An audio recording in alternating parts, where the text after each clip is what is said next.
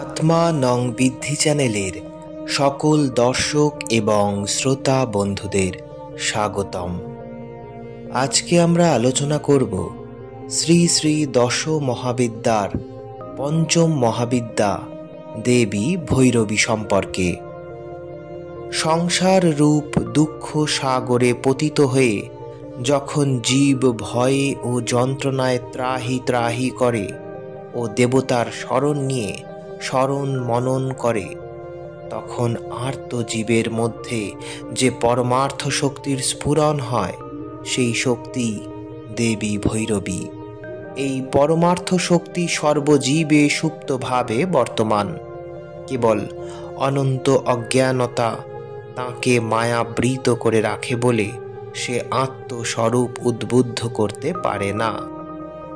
কিন্তু অহেতুকী দেবী কৃপায় যখন তার মধ্যে শরণাগতি আসে, তখন তার সুপ্ত পরমার্থ শক্তির স্ফুরণ হতে থাকে এবং কালে সকল মায়াবরণ ছিন্ন করে সে আত্মোপলব্ধি করে এবং সচ্চিদানন্দ সাগরের সন্ধান পেয়ে তাতে অবগাহন করে চিরমুক্তি লাভ করে। এই পরমার্থ শক্তি দেবী ভৈরবী। তন্ত্রশাস্ত্রে দেবী ভৈরবীর বিভিন্ন নাম ও রূপ বর্ণিত হয়েছে। রুদ্র ভৈরবী, ভুবনেশ্বরী ভৈরবী, ত্রিপুর ভৈরবী, শটকুটা ভৈরবী, অন্নপূর্ণা ভৈরবী, চৈতন্য ভৈরবী ইত্যাদি। আবার দেবীর অন্য ব্যাখ্যাও প্রচলিত আছে, যার দ্বারা তাঁর নামকরণের অর্থ বোধ হয়। ভ অর্থে ভরণ বা পালন, অর্থাৎ যিনি সমগ্র সৃষ্টির পালন বা রক্ষা করেন।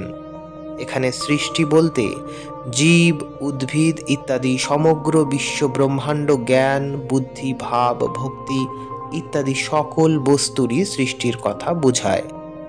দেবী ভৈরবী এই সকল প্রকার সৃষ্টির পালয়ত্রী। র অর্থে রমণ, সৃষ্টি স্থিতি ও লয়ের মাধ্যমে যে রমণ তা বোঝায়।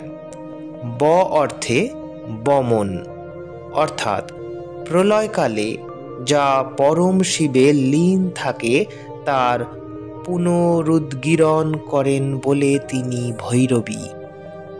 দেবীর তন্ত্রোক্ত মূর্তি বিশ্লেষণ করলে দেখা যায় সরোবরের নীল জলরাশির মধ্যে অসংখ্য লাল পদ্ম ফুটে রয়েছে। এইরূপ একটি লাল পদ্মের উপরে দেবী বসে আছেন। ডান পা অপর একটি পদ্মের উপর রেখে বাম পা ডান উরুর উপর রেখে এক বিশেষ ভঙ্গিমায় বসে আছেন।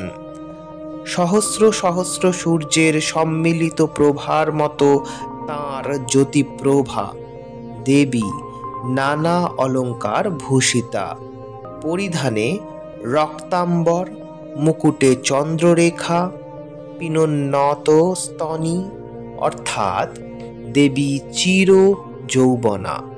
অনন্ত কোটি ব্রহ্মাণ্ড সৃষ্টি অন্তেও তিনি চিরনবীনা। তিনি ডান হাতের উপরের হাতে শঙ্খ, নিচের হাতে বর মুদ্রা, বাম হাতের উপর হাতে অভয় মুদ্রা ও নিচের হাতে পুঁথি ধারণ করে রয়েছেন। পঞ্চতত্ত্বের জল তত্ত্বের রস নীল রং হল পালনী শক্তি বা নারায়ণী শক্তির প্রতীক। দেবী রসময়ী পালনী শক্তিতে ভরপুর, তাই নীল জলরাশি দেখানো হয়েছে। লাল রং সৃষ্টিতত্ত্বের প্রতীক।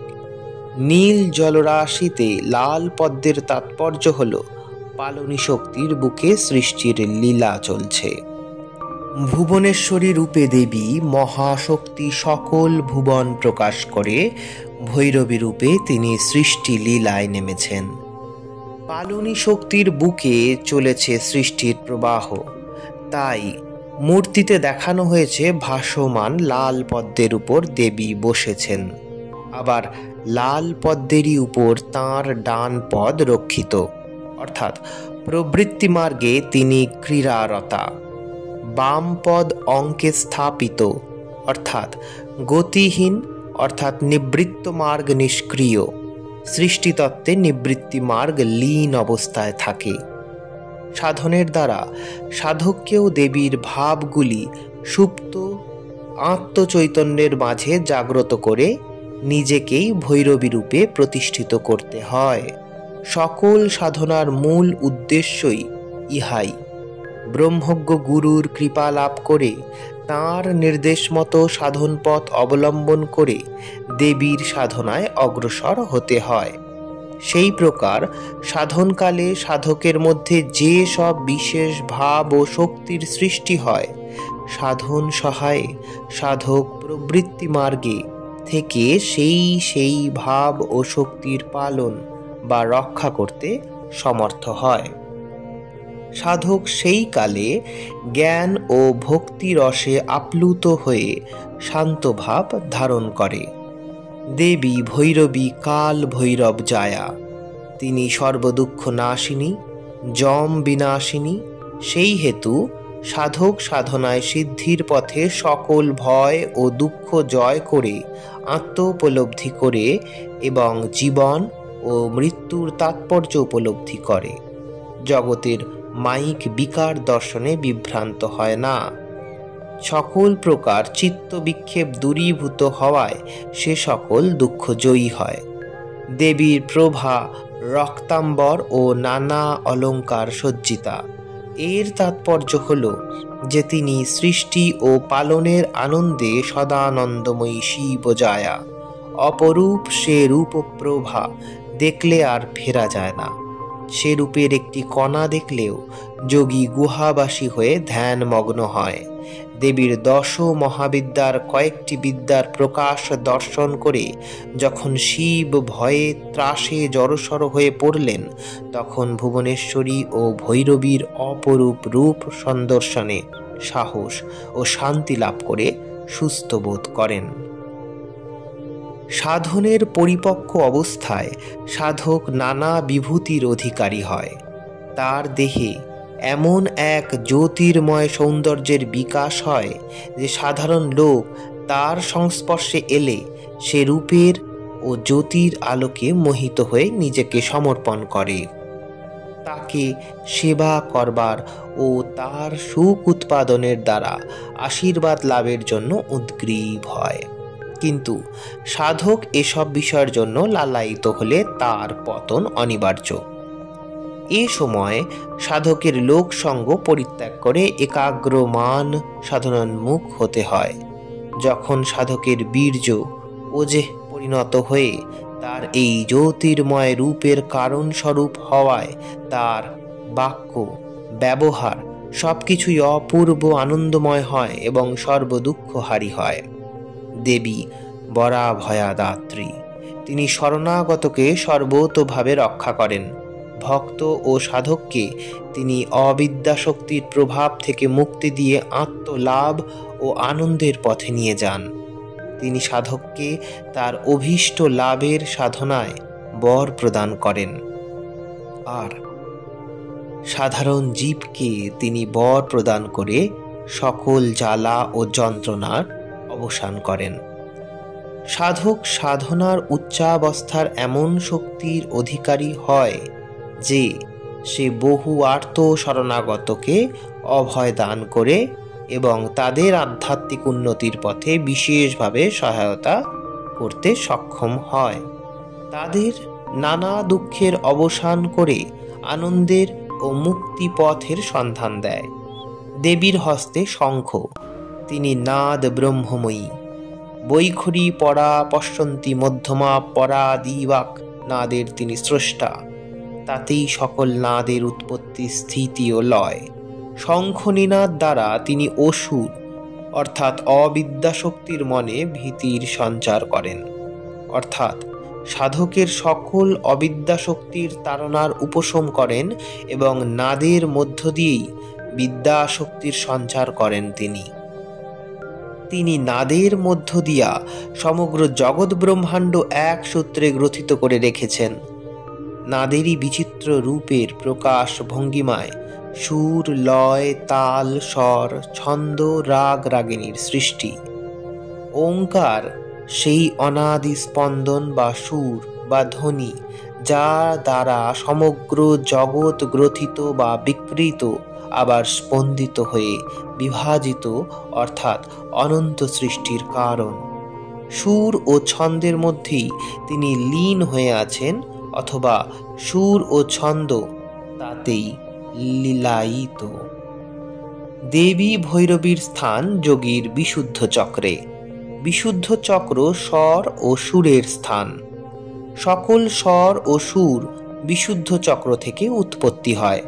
এই বিশুদ্ধ চক্রে যে রস, তা দুটি পথে প্রবাহিত হয়, একটি মধুর রস, অপরটি কটু রস। কখনো কখনো সাধারণ লোককে খুব মধুরভাষী হতে দেখা যায়, আবার কাকেও খুব কটুভাষী হতে দেখা যায়। এর কারণ স্বাভাবিকভাবে কারো কারো বিশুদ্ধ চক্র থেকে মধুর রস নিঃসৃত হয়, আবার কারো কটু রসও নিঃসৃত হয়। কিন্তু সাধককে সর্বদা মধুর রসের প্রবাহ কামনায় বিশেষ সাধন পথে অগ্রসর হতে হবে, আর দেবী ভৈরবীর সাধনার দ্বারাই এই পথে সফল হওয়া যায়।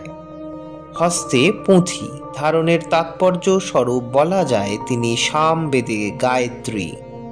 সামবেদের সকল তত্ত্ব সুর ও ছন্দের মাধ্যমে গীত হয়, আবার সামবেদের অমৃতময় বাণী অমরার সুরে ও ছন্দে গ্রথিত।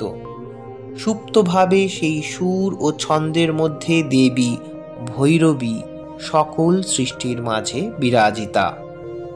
আবার স্পন্দনের দ্বারাই সমগ্র জগৎ ব্রহ্মাণ্ড সৃজিত। নাদই সেই স্পন্দনের সূক্ষ্ম প্রকাশ, তাই ভৈরবীর সাধনা নাদের সাধনা।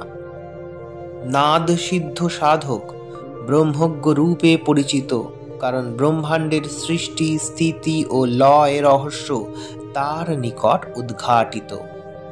নাদ কথাটির সাধারণ অর্থ শব্দ, কিন্তু তন্ত্রশাস্ত্রে কথাটি পারিভাষিক অর্থেও ব্যবহৃত হয়েছে। পরাশিব বা পরাশক্তি নিঃস্পন্দ নিঃশব্দ।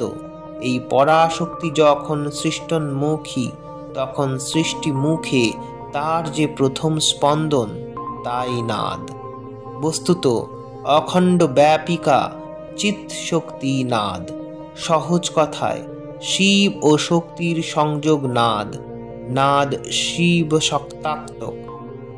নাদের থেকে যে বিন্দুর উদ্ভব হয়, এই ব্যাপারটিকে তান্ত্রিক গুহ্য সাধনার সাংকেতিক ভাষাতেও প্রকাশ করা হয়েছে।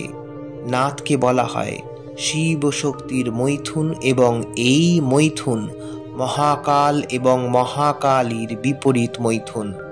প্রকৃত প্রস্তাবে মৈথুনের আনন্দ স্পন্দনই নাদ। নিষ্ক্রিয় শিব এবং সক্রিয় শক্তির সংযোগের পারিভাষিক নাম মৈথুন। এই মৈথুনের থেকে বিন্দু উৎপন্ন হয়।